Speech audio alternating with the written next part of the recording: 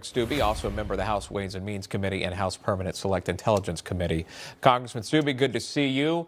Hey, good morning. Thank you. Good morning. This announcement by MTG on Friday catching a lot of people off guard. Were you among those? And also her final thoughts for Republicans moving forward, putting you in a losing category. Thoughts?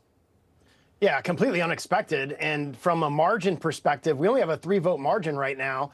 With her leaving, it brings it to a 2-vote margin. Now, Mark Green's seat's going to be filled in December, so that helps it out a little bit. But it makes the amount of Republican members we have in the House to get votes done very, very challenging. So I don't know if that was something that she thought about before her announcement, but obviously very surprising. Her family and the family situation, if you listen to her whole remarks, weighed on her decision, which it's tough for our families. You're in Washington for a long period of time, and so if she's making that decision that's best for her family, I wish her well in her future endeavors. Yeah, and if I can elaborate on that with you, obviously you being there representing those in Florida in your district, what is that like? Because maybe there isn't that understanding that there is fear, that you don't always receive nice responses, if you will. Can you elaborate maybe on that? Yeah, it's been challenging. After President Trump's attempted assassination in Butler, Pennsylvania, we've taken a very different security posture. I have to have either local law enforcement or some type of detail everywhere we go. We've obviously received death threats in the past. You saw what happened to Charlie Kirk. The political violence is at an all-time high, and you have to play that into account when you go to events that it's public that you're attending, which you shouldn't have to do that in America. We all have the freedom of speech, and you should be able to be, cognizant of the fact that you can speak your mind, especially political speech, wherever you're at, and not be targeted for your positions on things. But we live in different times in America where the political violence, it is an all-time high, and I think that peaked with the assassination attempt of President Trump and then what we saw, the assassination of Charlie Kirk. So in the home life, when you're in Washington, most of the time when you come home, when you do district events, all of your whole security posture has changed. Wow. And it's an excellent point. And of course, the incidents that followed up and led to where we really are, where you, quite frankly, are today and others. I wanted to talk to you about Congresswoman Jasmine Crockett now. She's reacting to the news that we're talking about, saying MTG couldn't take the heat. Watch this.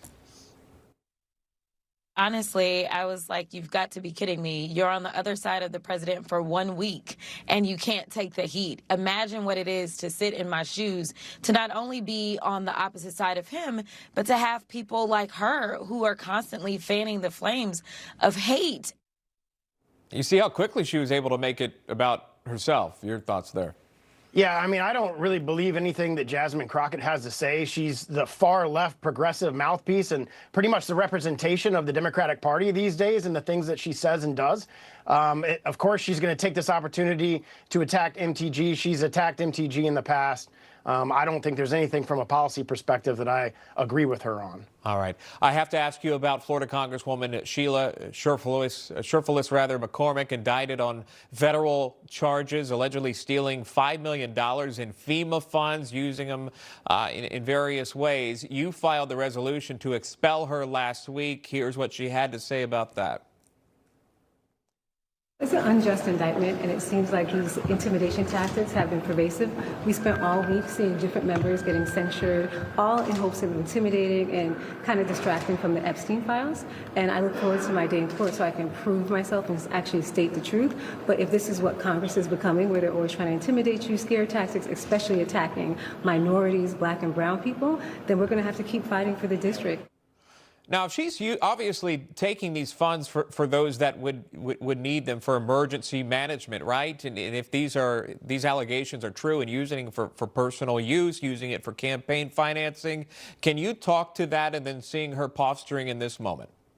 Well, of course, she has to use race as an issue why she's, quote unquote, being targeted. When she committed $5 million in FEMA fraud, she's been charged with over 15 felonious counts. You have 53 years of prison time she will get if she's found guilty of this.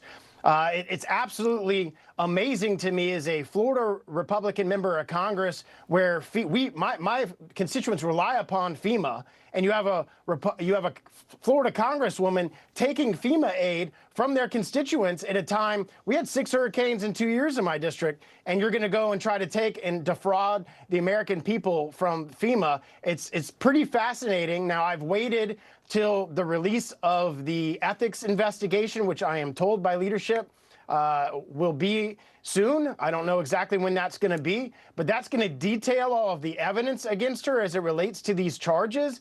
And she has absolutely no. This isn't an attack on her. This is to have integrity in the House of Representatives. You shouldn't have a member of Congress who has been indicted for stealing government funds. It's incorrigible. We have the ability through the House rules and the U.S. Constitution to remove her. George Santos was removed for far less. So I think we're all going to get an opportunity to vote on that if she doesn't resign before the ethics report comes out. Yeah, I mean, I think that's the best example. Santos bringing that up. Obviously, he was expelled as well. The Congressman from Florida, Greg Steube, joining us. Always great to see you, sir. We do appreciate that. You too.